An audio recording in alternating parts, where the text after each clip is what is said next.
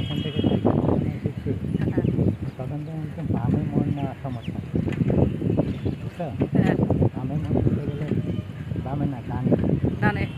ডানে মোড় নিতে গেলে পড়ে যেতাম। ও ব্যালেন্স থাকতো না। এখন কিন্তু বামে যাব আর সামনে যাই বামে না? না, এটাই বামে। বাঁশঝাড়ের পাশে দিয়ে আসলাম না? হ্যাঁ না সোজা। না, বাঁশঝাড়ের পাশে দিয়ে আসছি। এই যে এদিকে ওই যে কলা গাছগুলা, মনে নাই তোমার রাস্তা? ও।